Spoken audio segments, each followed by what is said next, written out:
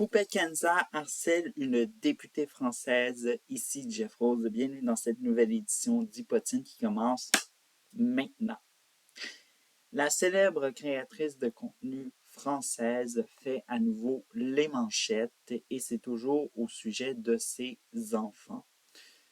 Bref, cette fois-ci, c'est un sujet qui affecte la politique française, puisqu'une députée française, Sarah Tanzili, et un autre collègue impliqué ont signé une lettre qui est également publiée sur le compte Twitter de la députée Tanzili, qui mentionne notamment qu'il est temps de presser le procureur de Rouen, où est d'origine Poupée Kenza, dans lequel il est temps non seulement de presser le procureur de Rouen, mais évidemment de presser sur le cas de Poupée Kenza. Bon, bref, j'espère que vous avez entendu. On presse le procureur de Rouen en gros. Bref. Dans lequel elle mentionne également dans cette lettre divers événements qui prouvent qu'il y a de l'insécurité pour ses enfants et tout ça, même si elle fait un sujet qu'il y a de la pédopornographie. Bon, bref, c'est un peu exagéré. Mais également, dans les matières d'insécurité, on mentionne que le premier point, c'est que Poupée Kenza aurait filmé un de ses enfants en train de se faire gifler par le père de ce dernier. Deuxième point, Poupée Kenza filmait une nouvelle paire de chaussures alors qu'elle écrasait par erreur les doigts de sa fille. Et dernier point, nourriture inadéquate, je veux dire inadaptée. Excusez-moi pour le mot. Bref, alors donc, il faut savoir que les effets post-publication ne s'est pas fait attendre et tout ça. Poupée Kenza a mentionné son mécontentement d'une telle lettre et tout ça. La communauté de la créatrice de contenu a harcelé la députée Sarah Tanzili et la députée, malheureusement, n'écarte pas de porter plainte pour cyberharcèlement contre Poupée Kenza. Bref, le sujet est chaud et tout ça. Maintenant, on va au potin en bref. Oui, ça me revient les mots, bref. Et tout ça. Alors donc, on y va avec ce premier potin en bref qui est Cro-Blanc, qui se diabolisé par France 5. Dimanche avait lieu la diffusion de l'épisode Affaire Lola, chronique d'une récupération et tout ça. Petit contexte et tout ça. Lola est une mineure française qui est décédée tragiquement par une personne qui était illégalement sur le territoire français. Et tout ça, ça l'a fait beaucoup réagir la population française également, et même hors de la France. Bref, pendant le reportage et tout ça, on peut y voir des extraits de vidéos du créateur de contenu français. Évidemment, bref, on ignore si les images ont été utilisées de manière légale également, parce qu'il faut savoir que également nos images en tant que,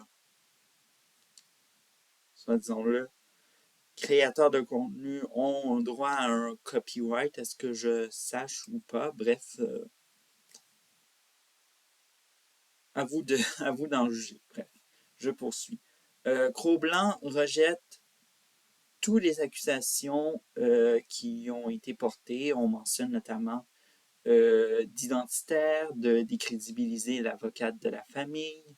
Bref, et tout ça, c'est un peu ça. On ignore la suite également. Mais dans ce qui est suivi également, on n'a pas vu d'intention d'action en justice contre France 5 de la part de Cro-Blanc. Deuxième potin en bref également, on a Lina Situation intimidée à Cannes et tout ça. Le 76e Festival de Cannes bat son plein. Alors donc, c'est en France également, festival de films très important dans le monde.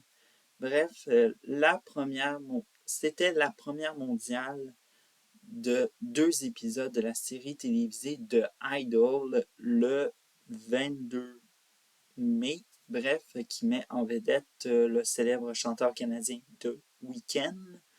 Bref, alors donc, parmi les vedettes qui ont été vues sur le tapis rouge, il y avait Lena Situation.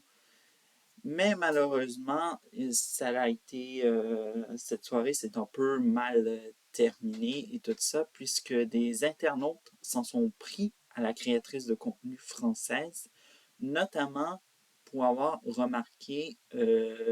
fait des remarques qui sont grossophobes et tout ça sur Instagram. Elle s'est exprimée suite aux événements et elle cite: j'ai pris du poids, j'en suis consciente. Ma morphologie a changé, j'en suis consciente. Mais Internet s'en est rendu compte avant moi et je souhaite bien le partager.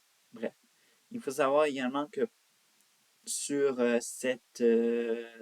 ce communiqué en story sur Instagram a été également d'autres mentions. Elle cite que depuis 2 ans, elle a arrêté l'utilisation de filtres pour avoir une image plus honnête et bien sûr d'autres choses pour adapter ces plateformes pour se sentir plus en confiance et bref. Donc, on soutient Lena Situation dans cette affaire-là et moi, à mon avis, si vous me posez la question, moi, je ne trouve pas que Lena Situation, elle est grosse. Elle est juste, soit disons-le, pas ni. Elle est juste en pleine forme, genre, elle n'a pas besoin elle n'est pas prise dans des espaces où elle n'a pas besoin de des appareils plus larges pour des comptoirs, je veux dire des couloirs plus larges, soit disons-le.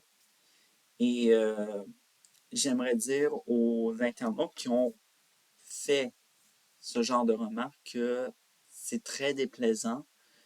Euh, je pense que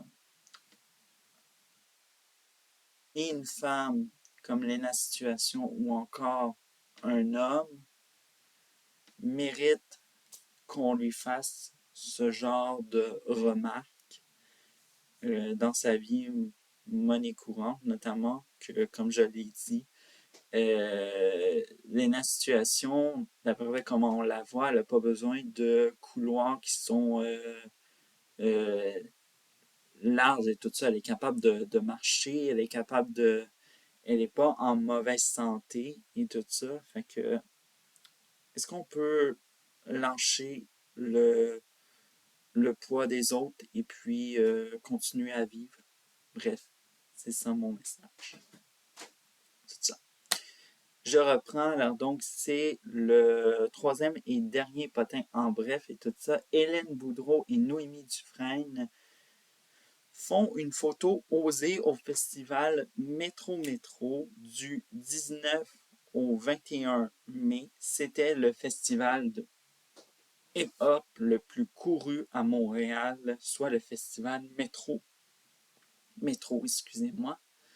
Donc, de nombreux créateurs de contenu ou créatrices de contenu étaient présents à ce moment-là. On peut mentionner notamment Noémie Dufresne et Hélène Boudreau. Et il y a une photo de sources d'inconnus qui ont fuité, notamment. On peut y voir les 2 créatrices de contenu canadiennes qui se sont photographiées la poitrine dévoilée, donc à seins nus. également, dans un lieu très caché et tout ça. Vous en faites pas, c'était pas en public et tout ça. On sait que notamment c'est la marque de commerce de Hélène Boudreau. On vous rappelle cette controverse entourant sa photo de finissante à l'Université de Montréal, de Montréal, à Québec. Bon, bref, l'UQAM et tout ça. Bref. Alors donc, c'est ce qui complète cette édition. Avant de vous quitter, pas juste un, mais deux mots de la fin. Alors donc, on va y aller avec le premier. L'État du Montana aux États-Unis est le premier État à avoir interdit le réseau social TikTok également. Bon, on ignore les répercussions qu'il y aura sur les créateurs et créatrices de contenu qui dépendent de cette plateforme, donc qui est leur premier réseau social pour faire du contenu également. Mais également, selon des médias, d'autres États pourraient se rajouter et faire le pas également. Bon, bref, c'est ce qui conclut ce premier mot de la fin. Et également, sachez que c'est la 49e édition, pas la 49e saison ou édition, bref, c'est le 49e épisode et tout ça. Et le 50e, on vous réserve un top 10 des meilleurs épisodes et bien sûr des meilleurs événements de Hypotine. Bref, alors donc je vous souhaite